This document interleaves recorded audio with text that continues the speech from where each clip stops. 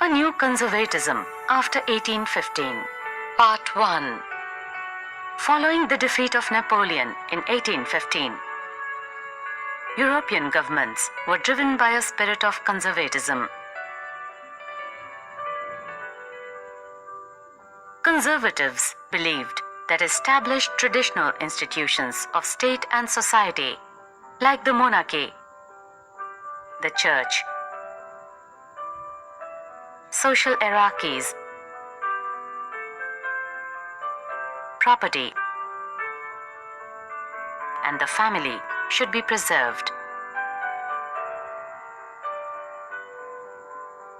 Most conservatives, however, did not propose a return to the society of pre-revolutionary days. Rather, they realized from the changes initiated by Napoleon that modernization could in fact strengthen traditional institutions like the monarchy. It could make state power more effective and strong. A modern army, an efficient bureaucracy, a dynamic economy, the abolition of feudalism and serfdom could strengthen the autocratic monarchies of Europe. In 1815, representatives of the European powers, Britain, Russia, Prussia, and Austria, who had collectively defeated Napoleon, met at Vienna to draw up a settlement for Europe.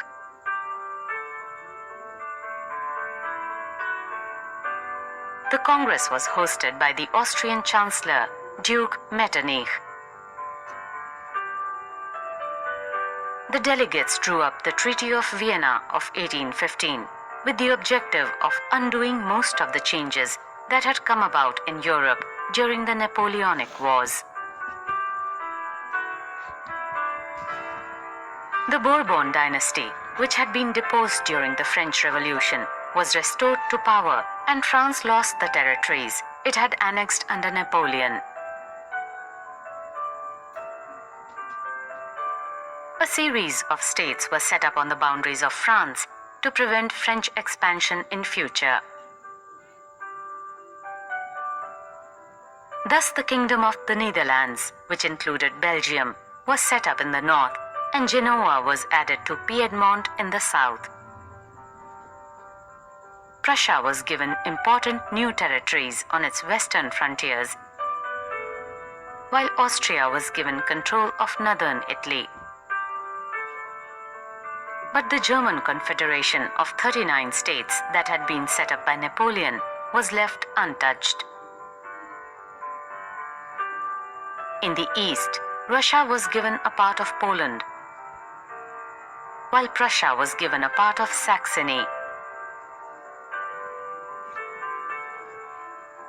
The main intention was to restore the monarchies that had been overthrown by Napoleon and create a new conservative order in Europe. Conservative regimes set up in 1815 were autocratic.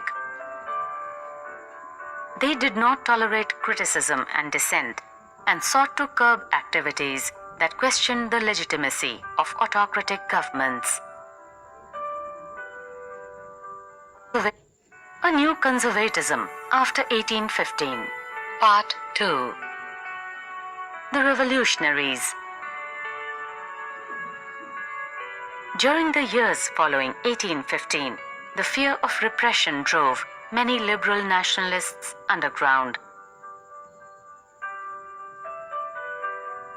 Secret societies sprang up in many European states to train revolutionaries and spread their ideas. To be revolutionary at this time meant a commitment to oppose monarchical forms that had been established after the Vienna Congress and to fight for liberty and freedom. Most of these revolutionaries also saw the creation of nation-states as a necessary part of this struggle for freedom. One such individual was the Italian revolutionary Giuseppe Mazzini. Born in Genoa in 1807, he became a member of the secret society of the Carbonari.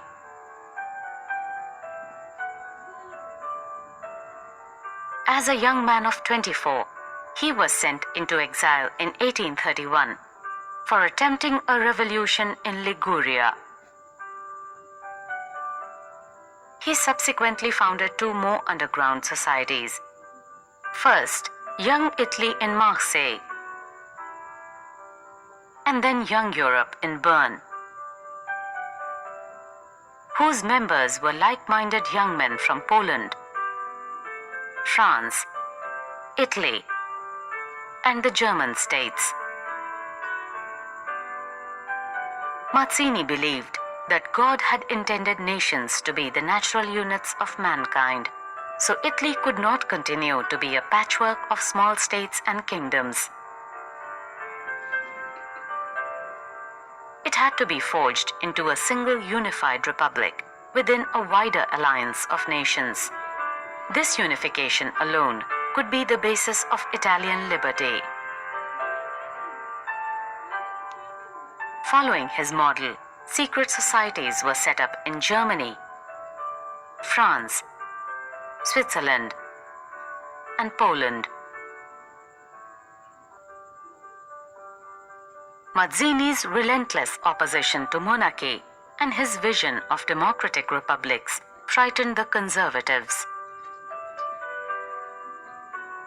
Metternich described him as the most dangerous enemy of our social order.